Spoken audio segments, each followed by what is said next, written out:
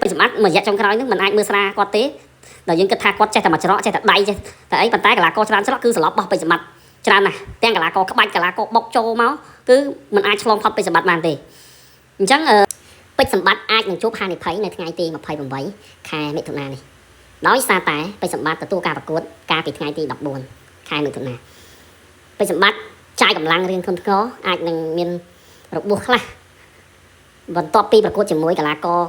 កាប៊ូទៅសឺសតជាកីឡាករមកពីតាគីជីស្ថានកាលពីម្សិលមិញពេជ្រសម្បត្តិត្រូវច្រើនរបស់កីឡាករតាគីជីស្ថាននេះដែរព្រោះកីឡាករតាគីជីស្ថាននេះបន្ទាប់ពីការប្រកួតមកគាត់ស្អាតចាស់ដូចជាមិនសូវមានរបួសមកតែតម្លៃពេជ្រសម្បត្តិដូចជារៀងត្រូវធ្ងន់វិញលើកទី1ហើយដែលកីឡាករពេជ្រសម្បត្តិដូចជារៀងត្រូវរបស់គេដែរប៉ុន្តែសរសើរពេជ្រសម្បត្តិម្សិលមិញកាន់តែត្រូវកាន់តែចុះអញ្ចឹងពេជ្រសម្បត្តិអាចនឹងជួបហានិភ័យដែរប៉ុន្តែនៅមានហេតុផលមួយចំនួនទៀតដែលខ្ញុំគិតថាពេជ្រសម្បត្តិនៅតែអាចយកឈ្នះសុកធីហើយក៏មានហេតុផលមួយចំនួនទៀតដែលសុកធីក៏អាចឈ្នះពេជ្រសម្បត្តិដែរអញ្ចឹងហេតុផលដែលពេជ្រសម្បត្តិអាចឈ្នះសុកធីគឺដោយសារមួយរយៈចុងក្រោយនេះពេជ្រសម្បត្តិធ្វើបានល្អហើយពេជ្រសម្បត្តិគឺជួបសុទ្ធតែកីឡាករល្អកីឡាករដែលយើងនិយាយឲ្យត្រង់ទៅគឺរបស់ពិតអញ្ចឹងជាក់ស្ដែងដោយការពីម្សិលមិញកីឡាករដែលមកប្រកួតជាមួយពេជ្រសម្បត្តិនេះគឺរបស់ពិតទេបើសិនបើកីឡាករផ្សេងក្រៅពីពេជ្រសម្បត្តិដែលប្រកួតជាមួយគាត់ម្សិលមិញប្រហែលជាកីឡាករនេះអាចនឹងវាយឲ្យរាប់ឬក៏ស្លាប់ធំក៏អាចថាបាននេះក្រៅពេជ្រសម្បត្តិចូលមកដល់ការប្រកួតនៅសហរដ្ឋអាមេរិកប្រកួតជាមួយកីឡាករ Malcolm Hill គឺពេជ្រសម្បត្តិវាយតែឯងសោះគឺកីឡាករនេះគឺថយប្រាស់អាយុមែនណាថយធ្វើម៉េចកុំឲ្យស្លាប់ទុកកុំឲ្យស្លាប់ហើយញ៉ាកតាគេរៀងកាន់ជើងខាងគេដែរណាអញ្ចឹងដោយសារតែកតានេះហើយដែលខ្ញុំគិតថាពេជ្រសម្បត្តិអាចនឹងយកឈ្នះសុកធីត្រង់ថាពេជ្រសម្បត្តិជួបតែប្រហែលប្រកួតចុងក្រោយនេះគឺជួបតែកីឡាករល្អកីឡាករដែលមាន credit ដូចជាក់ស្ដែងកីឡាករ Malcolm Hill នេះជាម្ចាស់ខ្សែក្រវ៉ាត់ WBC ផងដែរអញ្ចឹងបើនិយាយមើលទៅការប្រកួតទាំងស្រុងគឺការប្រកួតហ្នឹងគឺពេជ្រសម្បត្តិគ្របដណ្ដប់ហ្មងអញ្ចឹងកីឡាករ Malcolm Hill នេះគឺអាចនិយាយបានថាទប់កុំឲ្យតែស្លាប់ទេចូលមកដល់កីឡាករ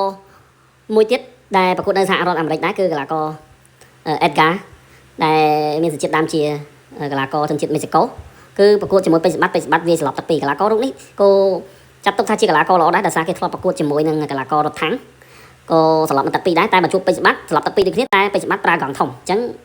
ខ្ញុំគិតថាពេជ្រសម្បត្តិមួយរយៈចុងក្រោយហ្នឹងមិនអាចមើលស្រាគាត់ទេ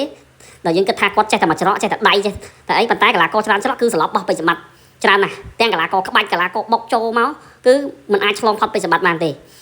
អញ្ចឹងនេះជាហេតុផលដែលខ្ញុំគិតថាពេជ្រសម្បត្តិអាចយកឈ្នះសុកធីបានដោយសារមួយរយៈចុងក្រោយពេជ្រសម្បត្តិឈ្នះសុទ្ធតែកីឡាករល្អទាំងបុកទាំងក្បាច់គឺពេជ្រសម្បត្តិយកឈ្នះអស់ហើយចូលមកកីឡាករនេះគឺពេជ្រសម្បត្តិអាចនិយាយថាពេជ្រសម្បត្តិតាន់ណាគឺកីឡាករនេះទប់អត់ជាប់ទេចូលមកចង់ដូចជាមួយពេជ្រសម្បត្តិសន្លប់ហើយដែលខ្ញុំនិយាយថាពេជ្រសម្បត្តិអាចមានហានិភ័យគឺដោយសារពេជ្រសម្បត្តិទទួលការប្រកួត